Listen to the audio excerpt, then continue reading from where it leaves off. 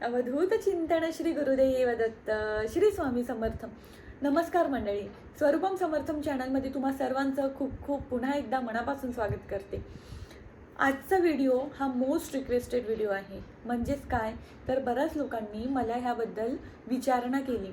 तो प्रश्न म्हणजे कुठला तर ताई, आम्हाला काहीतरी उपाय सांगा की आम्हाला नोकरी लागत नाही आहे, आर्थिक चणचण आहे, कर्जाचा डोंगर डोक्यावर झालेला आहे, आम्ही फार मेहनत करतो पण मेहनतीची चीज होत नाही. म्हणजेच काय, थोडक्यात काय सांगायचं तर कुठल्याही प्रकारची आर्थिक अडचण असेल तर त्यावर उपाय सांगा, असे बरेच प्रश्न आले. तर त्यावर उपाय कुठला हे मी तुम्हाला आज सांगणार आहे. बघा, गुरुचरित्राचा 18वा अध्याय. कुठल्याही प्रकारची आर्थिक अडचण असेल, कर्जाचं डोंगर झालेलं असेल आणि अखंड दारिद्र्य आपल्या घरात नांदत आहे, आपण कोणाला उधार पैसे दिलेले आहे, ते पैसे तो व्यक्ती परत देत नाही आहे, कुठल्याही प्रकारची जर आर्थिक अडचण आपल्या मागे आहे तर त्यासाठी पर्याय म्हणजे गुरुचरित्राचा 18वा अध्याय. या आधीच्या व्हिडिओमध्ये मी गुरुचरित्राचा 14वा अध्यायाचं महत्त्व काय आहे, ते कशा प्रकारे आपण त्याचं संकल्पयुक्त सेवा करायची हे मी तुम्हाला सांगितलं होतं. आजच्या व्हिडिओमध्ये 18वा अध्यायाचं महत्त्व काय आहे, 18वा अध्यायाची सेवा कशा प्रकारे करायची हे मी तुम्हाला सांगणार आहे. चला तर मग व्हिडिओला सुरुवात करूया. बघा, मला बरेच मेसेज येतात, बरेच कमेंट्स येतात की ताई आम्हाला नोकरी लागत नाही आहे, काय करावं. बरेच जण चांगलं शिक्षण असतं त्यांच्या हाती, हुशार असतात, पण त्यांना जिथे इंटरव्ह्यूला गेलं तिथे नोकरी लागत नाही. ते असतं ना की कधी कधी आपल्या नशिबाची पण साथ हवी असते, पण नेमकं काय होतं, आपलं नशीब आपल्या पाठीशी नसतं, आपल्याला सोबत देत नाही आपलं नशीब. तर मग त्यावेळी काय करायचं. आणि बऱ्याच लोकांचं असतं की आम्हाला नोकरी लागत नाही आहे, नोकरीमध्ये प्रमोशन होत नाही आहे, खूप जास्त कर्ज झालं आहे, कर्जाचं डोंगर डोक्यावर आहे. तर मग काय करायचं. बघा, आयुष्यात कष्टाला पर्याय नसतो. कष्ट हे एकमेव पर्याय आहे आपल्या सगळ्या समस्यांवर. पण काय होतं ना कधी कधी की आपण कितीही कष्ट केले, कितीही कष्ट करून जर आपल्या कष्टाला चीज होत नाही आहे तर मग तेव्हा काय करायचं. मग त्यावेळी आपला देवावरूनही विश्वास उडून जातो. मग यावेळी काय करायचं तर बघा, आपण कितीही कष्ट करत आहे पण आपल्या कष्टाला ही देवाची आणि नशिबाची साथ असायला हवी. देवाची या परमार्थाची जर आपल्या कष्टाला जर साथ असेल तर आपल्या कष्टाचं चीज होणारच. पण जर ती साथ नसेल तर आपण काय करायचं तर देवाला प्रसन्न करण्यासाठी, परमेश्वराला प्रसन्न करण्यासाठी योग्य त्या रीतीने आपण त्यांची पूजा, उपासना, प्रार्थना करावी. त्यामुळे आपल्यावर कमीत कमी देव प्रसन्न होऊन आपल्या नशिबाला साथ मिळेल आणि आपल्या कष्टाचं चीज होणार. बघा, बरेच लोक म्हणतात की आम्ही तर करतो पूजा, मग मग आमच्या पूजेला अर्थ का नाही. तर प्रत्येक गोष्टीची एक पद्धत असते. तुम्ही योग्य त्या पद्धतीने जर तुम्ही देवाची उपासना केली, तुम्ही पूजा केली तर त्याचं फळ तुम्हाला नक्की मिळणारच. स्वयंपाक करायची ही एक पद्धत असते. जर तुम्ही त्या पद्धतीने स्वयंपाक केला नाही, भाजी त्या तुम्ही पद्धतीने केली नाही तर ती बिघडणार. ते तुम्हाला खाता येणार का, नाही खाता येणार. त्यामुळे देवाची उपासना करण्याची, देवाची सेवा करण्याची ही एक वेगळी पद्धत असते. तुम्ही जर त्या पद्धतीने उपासना केली, तुम्ही जर त्या पद्धतीने देवाची सेवा केली तर त्याचं फळ तुम्हाला नक्की मिळाल्याशिवाय राहणार नाही. तर आता व्हिडिओला सुरुवात करते. आता मी आधीच सांगून दिलं की हा व्हिडिओ गुरुचरित्राचा 18वा अध्याय आपण कुठल्या कुठल्या गोष्टींसाठी वाचायचा आहे. बघा, हा 18वा अध्याय अगदी अतिशय छोटासा आहे, हे तुम्ही बघू शकता. बस थोडेच पानं आहेत आणि 10 रुपयाचा मिळतो. कुठल्याही धार्मिक ग्रंथाच्या दुकानात जर तुम्ही गेले तर तिथे तुम्हाला हे गुरुचरित्राचा 18वा अध्याय 10 रुपयाचा तुम्हाला मिळून जाणार. आता ज्यांना जय हिंद प्रकाशनचं ही पोथी मिळाली तर त्यात नियम, अटी आणि कशा प्रकारे आपल्याला सेवा करायची आहे हे यात लिहिलेलं आहे. पण जर तुम्हाला दुसऱ्या कुठल्या प्रकाशनचं मिळेल तर हा व्हिडिओ शेवटपर्यंत बघा, मी तुम्हाला सांगणार आहे की कशा प्रकारे आपण सेवा करायची आहे. पोथीत लिहिल्याप्रमाणे जर तुमच्यावर कुठलं संकट आहे आणि तुम्ही 18वा अध्यायाची सेवा सुरू करत आहे तर संकल्प तुम्हाला 1 वर्षासाठी करायचा आहे. आता बरेच लोक इथे म्हणेल की 1 वर्षासाठी सेवा. बघा, तुमचं संकटही तेवढं मोठं आहे. मग जेवढं मोठं संकट आहे तर सेवाही तेवढ्या कालावधीसाठी असणारच आहे. त्यामुळे संयम ठेवा, धीर ठेवा आणि मुख्य म्हणजे महाराजांवर, दत्त महाराजांवर विश्वास ठेवा. वर्षभरासाठी तुम्हाला ती सेवा लागणार आहे. तर संकल्प तुम्हाला घ्यायचा आहे. सर्वप्रथम काय करायचं, स्वामी महाराजांची किंवा दत्त महाराजांची फोटो असेल, मूर्ती असेल, काहीही असेल, तुम्ही देवघरात बसा. बरेच लोक मेसेज करतात, कमेंट करतात की ताई आमच्याकडे फोटो नाही आहे, ताई आमच्याकडे मूर्ती नाही आहे, काय करायची. तुमच्याकडे इतकी छोटी जरी फोटो असेल ना तरी चालेल, 10 रुपयाची जरी फोटो मिळाली ना तरी चालेल, पण ती कृपया करून ती घेऊन या आणि देवघरात ठेवा. महाराजांचं लक्ष, महाराजांचा आशीर्वाद आपल्यावर कायम असायला हवा, म्हणून फोटो आपल्याला लागणारच. त्यामुळे असं म्हणू नका की फोटो नसली तर चालेल का. फोटो पुढे किंवा महाराजांच्या मूर्तीपुढे आपल्याला बसायचं आहे. दिवा अगरबत्ती लावायची, अक्षदा, हळद, कुंकू, फुलं अर्पण करायचे. त्यांना आपण दुधाचा आणि साखरेचा नैवेद्य दाखवायचा. त्यानंतर हे सगळं झालं की आपल्याला संकल्प करायचा आहे. संकल्प कसा करायचा हे मी आधीच्या व्हिडिओमध्ये तुम्हाला सांगितलं आहे, तुम्ही बघून घ्या. संकल्प करताना आपण काय म्हणायचं आहे हे मी तुम्हाला आता सांगणार आहे.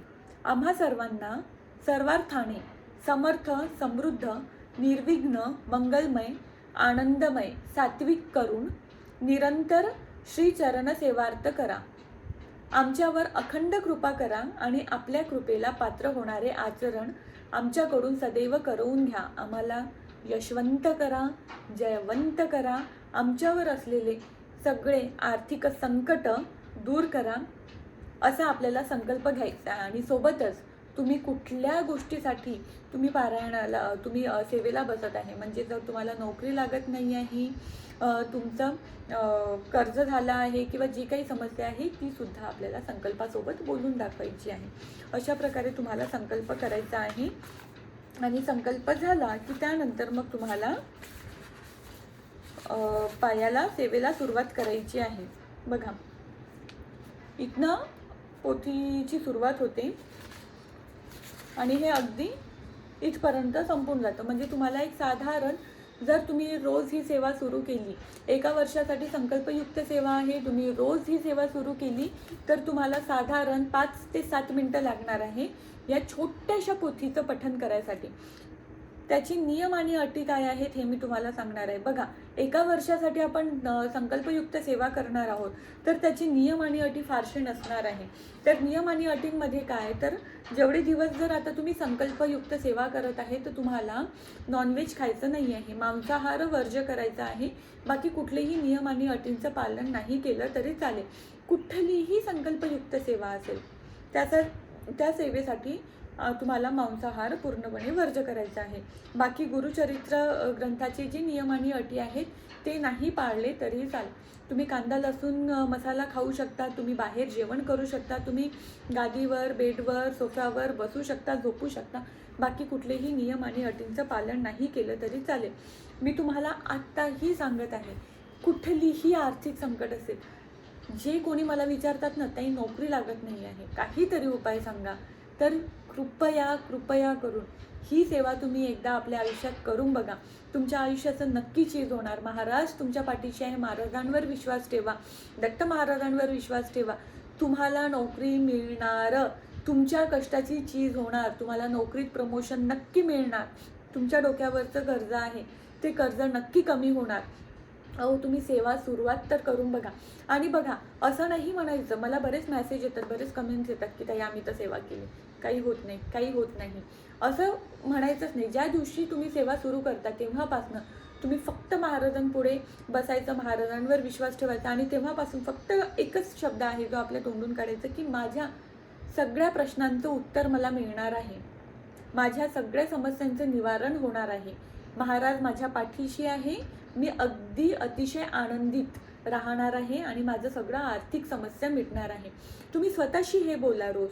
तुम्ही रोज रात्री झोपताना मी अतिशय खुश आहे, माझे सगळे आर्थिक समस्या दूर झालेल्या आहेत, महाराजांवर माझी कृपा आहे आणि मी माझं आयुष्य खूप चांगल्या प्रकारे जगणार आहे. असे हे 4 वाक्य आहे ते तुम्ही रोज रात्री झोपताना स्वतःशी म्हणा आणि बघा तुमचं आयुष्य कसं बदलतं.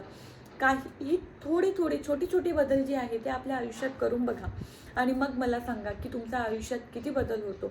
18वा अध्याय बघा, सुरुवातच इथे दिली आहे. सर्व वैभवांचा अमृत कुंभ देणारा 18वा अध्याय.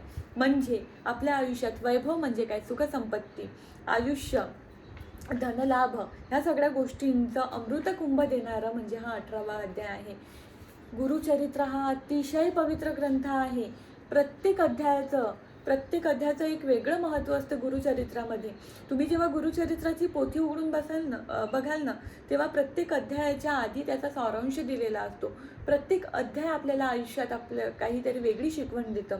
त्यामुळे 18वा अध्यायही तेच आहे.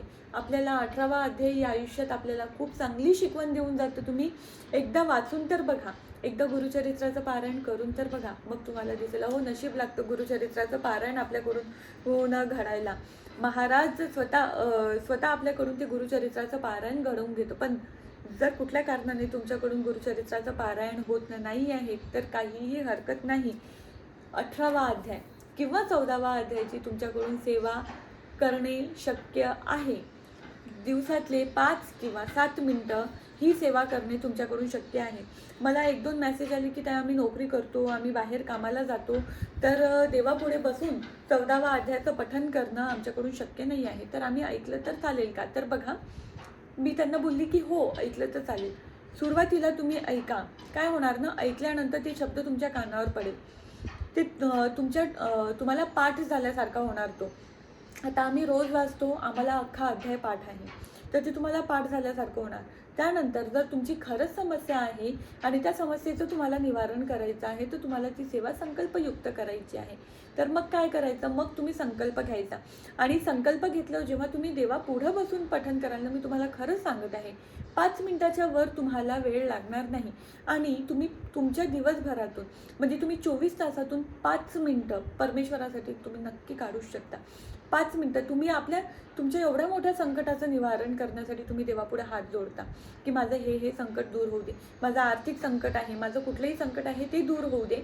तर मग तुम्ही देवाला 5 मिनिटं तर देऊ शकता ना. तर अशी छोटीशी माहिती मला तुमच्यापुढे द्यायची होती. ही माहिती अगदी छोटीशी आहे, पण जे कोणी या समस्यातून जात आहे, नोकरीच्या समस्येतून जात आहे, आर्थिक समस्येतून जात आहे, त्यांच्यासाठी ही अतिशय उपयुक्त आणि अधिक मौल्यवान माहिती आहे.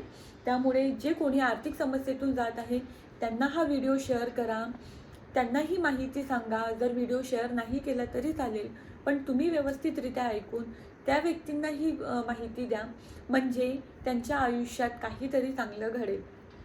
अशाच एका छोट्याशा माहितीसोबत आजचा व्हिडिओ मी संपवते. पुन्हा एकदा तुमच्यासोबत तुम्हाला भेटेल नवीन एका माहितीसोबत. तेव्हापर्यंत स्वतःची काळजी घ्या आणि स्वामी सदैव आपल्या सगळ्यांच्या पाठीशी आहे. खूप खूप धन्यवाद.